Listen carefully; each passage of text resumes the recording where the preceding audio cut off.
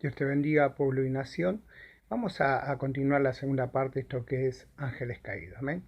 Siempre recomendamos a toda persona que es administrada en el área de liberación que si están en un tratamiento médico y psicológico, que deben los familiares llevarlo, ¿sí? Y hacer todo el tratamiento indicado como lo dijo así el profesional.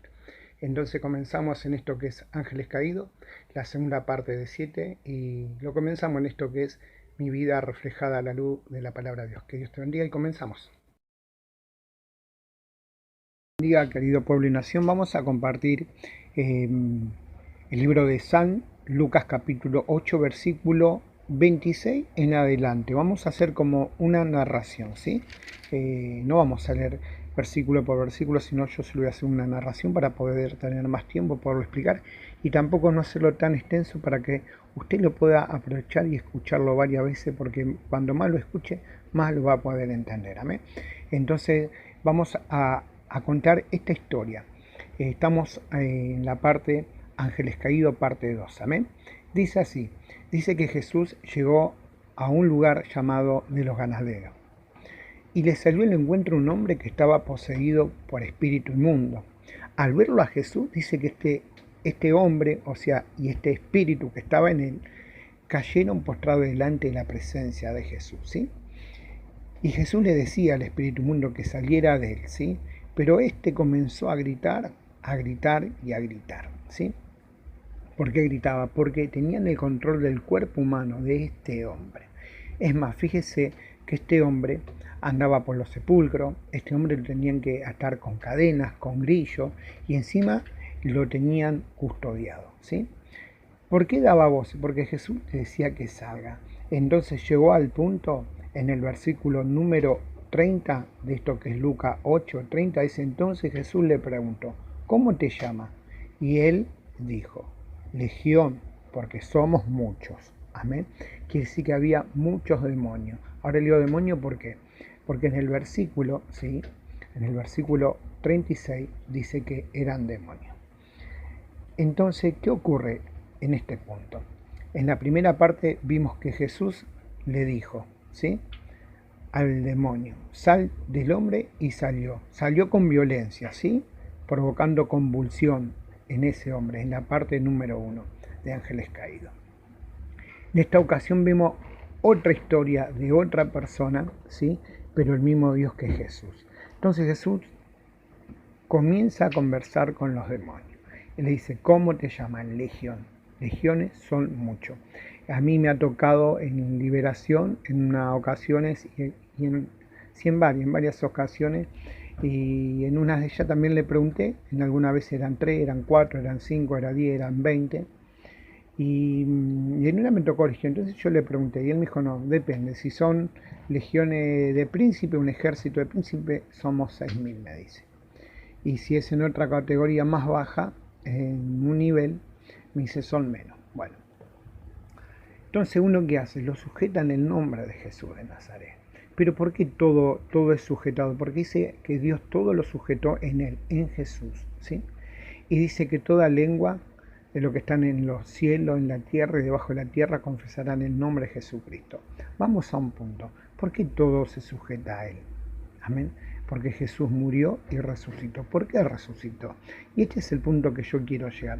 Muchas personas creemos, o muchos pastores creen, que Jesús resucitó porque Él era Dios, porque era Jesús. No. Quiero aclarar esto. Jesús resucita porque en Él no había pecado.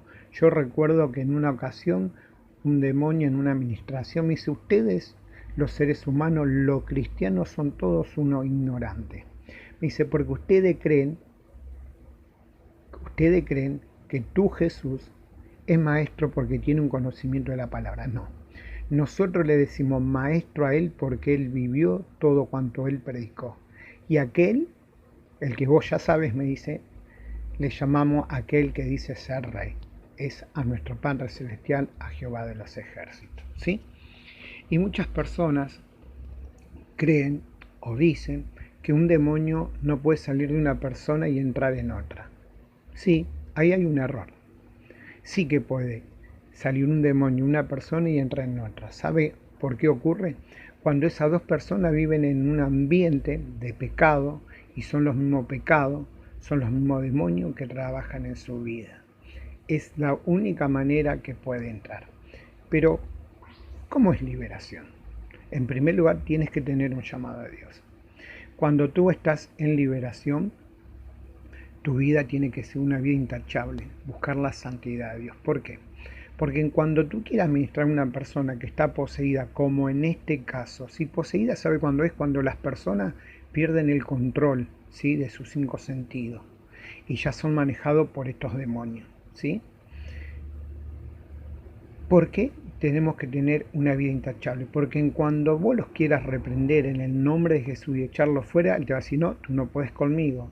Y cuando tú le dices sí que puedo, él te va a decir, no, porque tú estás muerto, tú estás en pecado, y empieza a revelar tu condición de vida. Entonces, todo aquel que quiere estar en liberación debe tener una vida buscando en Dios la santidad. Debe tener un tiempo de oración, un tiempo de ayuno, dedicarle un tiempo a la palabra para que Dios nos haga más fuerte, más resistente y podamos oír la voz preciosa del Espíritu Santo de Dios, ¿sí? Entonces, primer punto, para estar en liberación tienes que tener un llamado por Dios. 2. Tienes que vivir en santidad. 3. Debes tener una conducta cristiana intachable. 4. Tienes que buscar de la palabra. 5. Tienes que ayunar. ¿Sí? 6. Fíjate con quién te juntas. ¿Sí? No sea cosa que con las personas que te juntes dicen ser cristiano y te van sacando del enfoque del llamado que Dios te ha hecho. Nos volvemos a encontrar en la parte número 3, que esto se llama, toda esta etapa que vamos a tener, 7 partes, ángeles caídos, ¿sí? Que Dios te bendiga y nos volvemos a reencontrar en esto que se ha llamado mi vida reflejada a la luz de la palabra de Dios. Que Dios te bendiga, amado pueblo y nación.